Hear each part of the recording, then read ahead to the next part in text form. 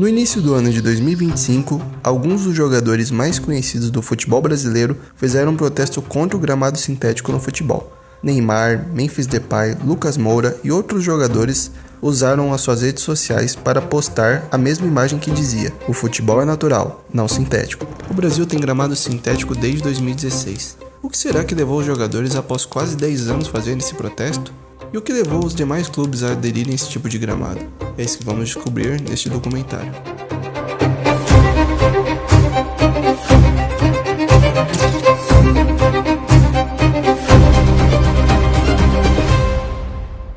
O Dudu jogou no Palmeiras muito tempo, conquistou títulos. Para muitos torcedores, ele não é mais ídolo da forma que ele deixou o Palmeiras, mas ele jogou no gramado sintético. Quando ele foi para o Cruzeiro, né, e o Cruzeiro, na Toca da Raposa 1 ou 2 e também no Mineirão, não há grama sintética, é a grama natural. E aí ele disse que se lesionou muito porque era grama sintética e tal. Não ficou no Cruzeiro e foi para onde? Para o Atlético Mineiro. E o Atlético Mineiro, a MRV, é o quê? É grama sintética.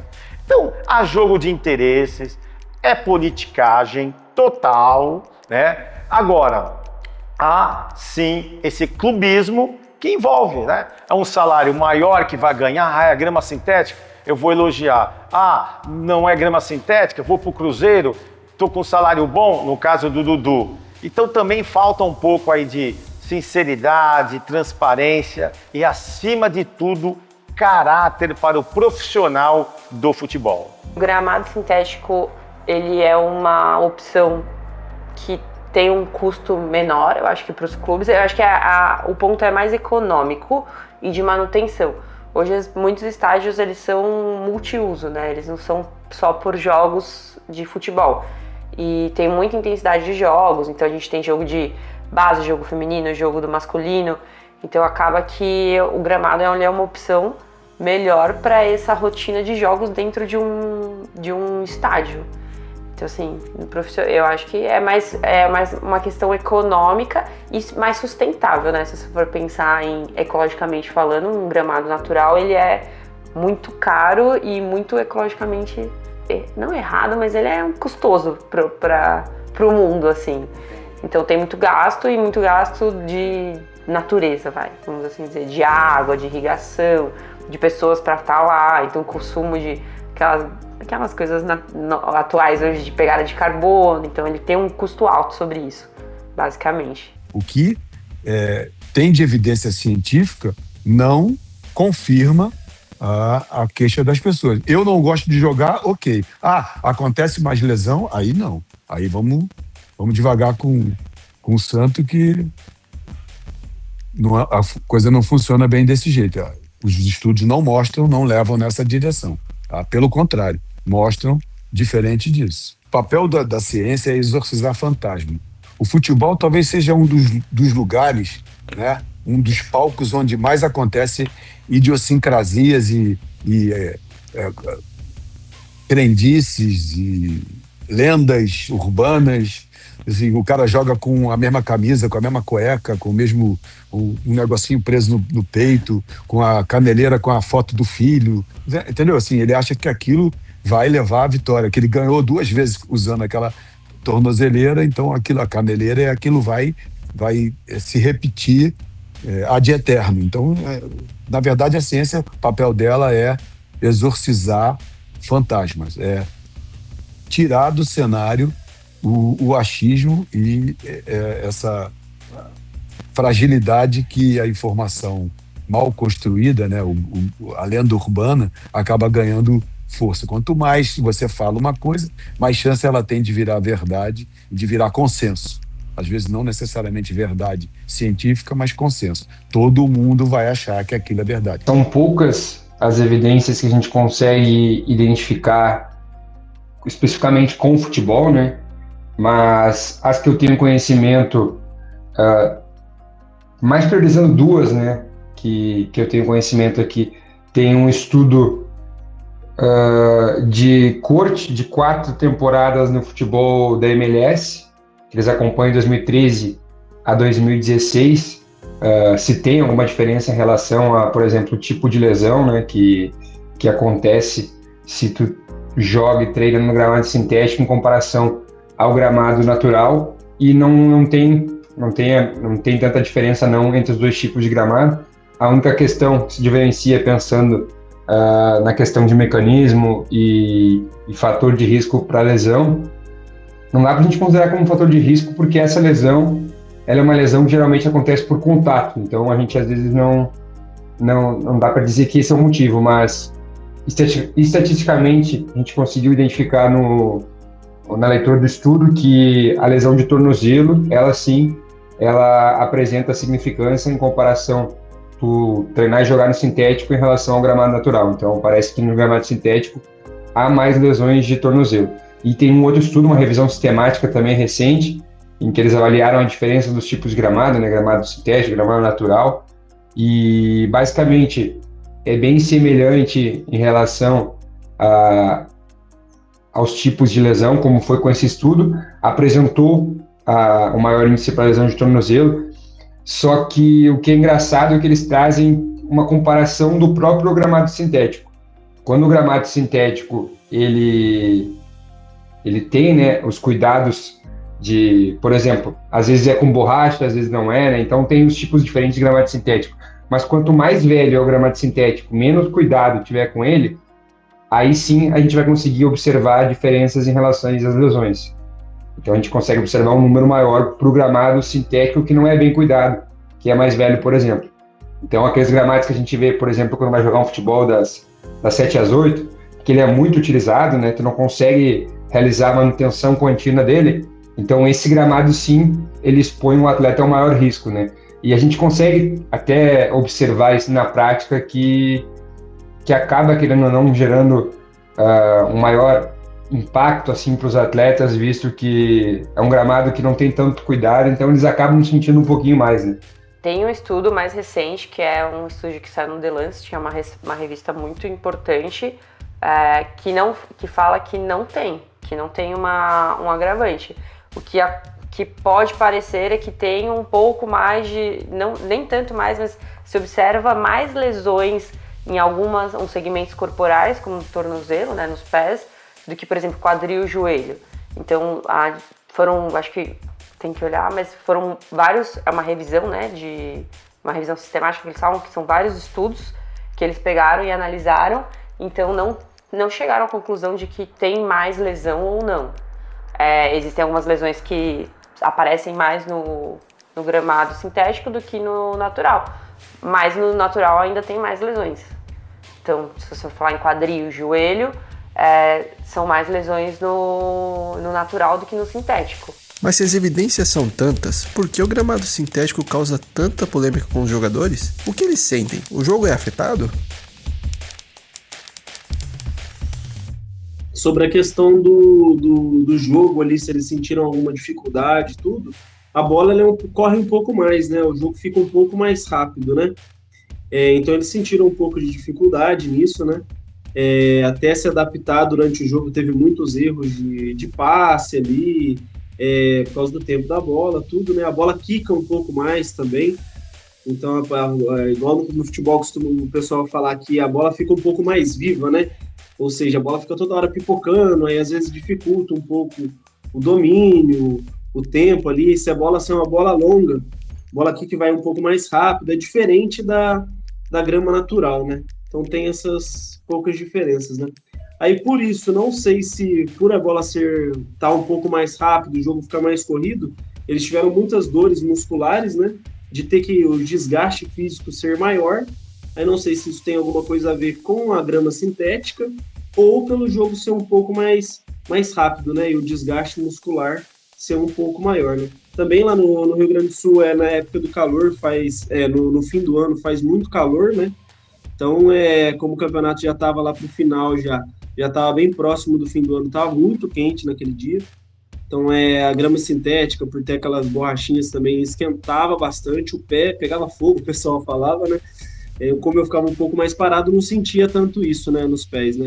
Mas o pessoal sentiu muito essa diferença. Não lembro se alguém teve bolha por causa disso ou não me lembro disso.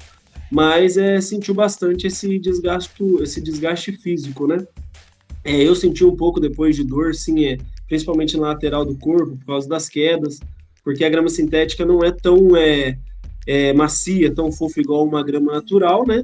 Até quando se faz uma preparação para um jogo em gramado sintético, ou quando eles treinam em campos muito ruins, fora do seu treinamento, por exemplo, ou vão jogar, a reclamação é muito grande. Então tem principalmente de atletas que já têm um histórico de lesão, ou são atletas que têm mais idade, porque daí eles sentem muito mais, ou atletas que têm tendinopatias, né?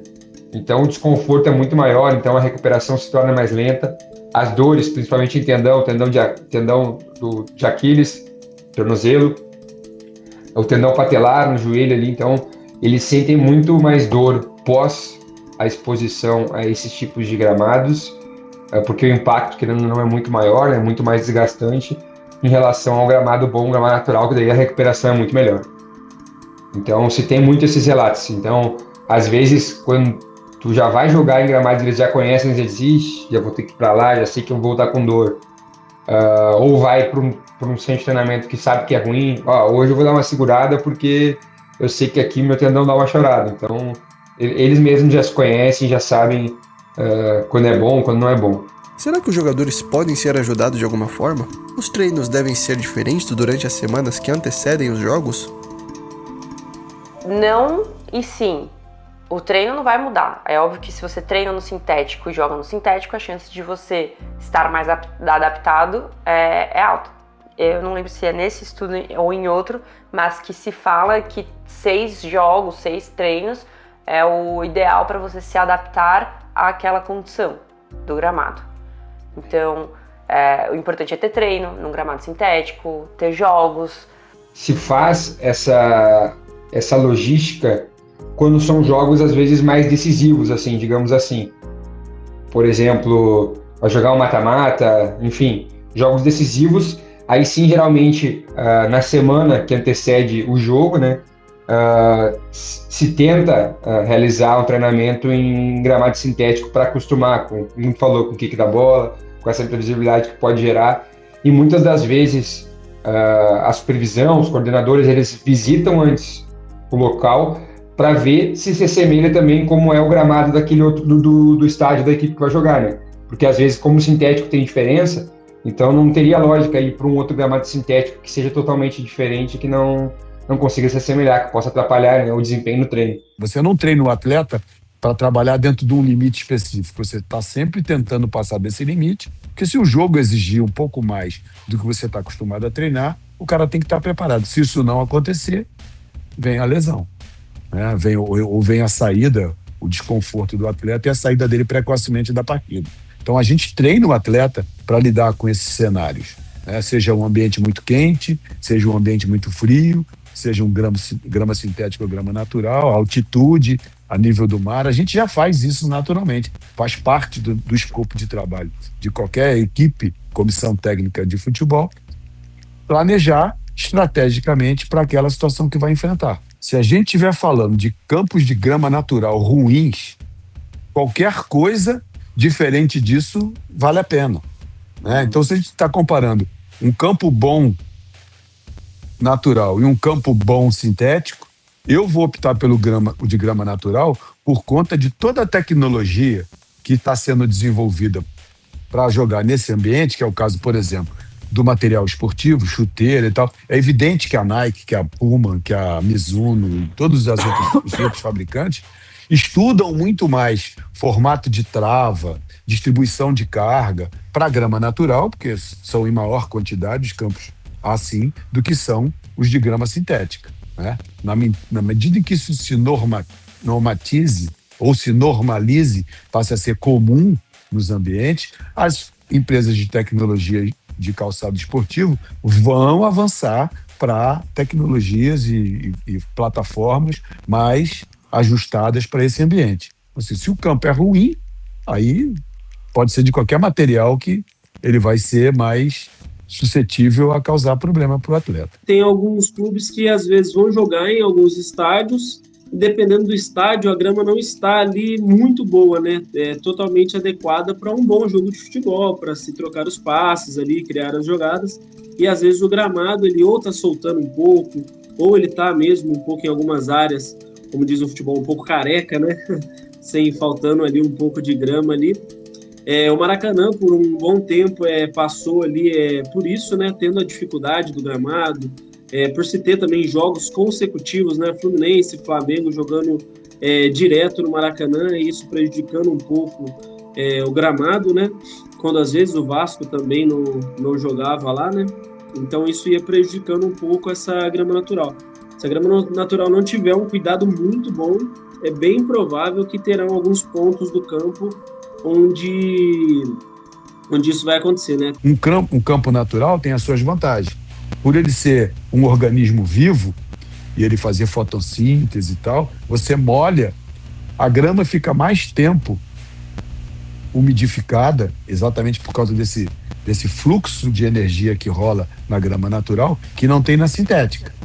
Então, mais rapidamente ela aquece, exatamente porque não tem esse fluxo dinâmico que acontece no organismo vivo. Quando você olha para um campo de grama natural, ele é um gigantesco organismo vivo, né? E isso não acontece de grama sintética. Então, é analisar tudo isso, os prós e contras, e ver se realmente vale a pena planejar e executar um projeto de um campo sintético. Vantagem vai ter por ter familiaridade com o terreno, né? Tem despesas que são em menor grau, a despesa é mais alta para você construir, mas depois para manter é menor, e é realmente uma questão estratégica de pensar se vale a pena ou não. Se é um lugar, por exemplo, uma arena que tem pouca luminosidade, uma arena com paredes altas, muito quente, que tem dificuldade para manter a grama natural com qualidade, né, com essa dinâmica, talvez o grama sintética seja a solução. Não cabe para todo mundo, né? Tem que ser avaliado onde você vai colocar isso. Há países que têm 1/5 do número de biomas que a gente tem no Brasil, então quando você pensa de Rio Grande do Sul até o Amapá, você vai ter realmente que planejar diferente diante de cada cenário que você tem. No Allianz, em algumas situações, acontece sim desse clubismo passar para análise, né? Que a gente percebe que é mais clubista do que jornalista. O debate não deve ser um tipo de gramado contra o outro, mas o gramado ruim contra o gramado bom. Afinal de contas, o melhor tapete é aquele que permite o espetáculo do futebol acontecer.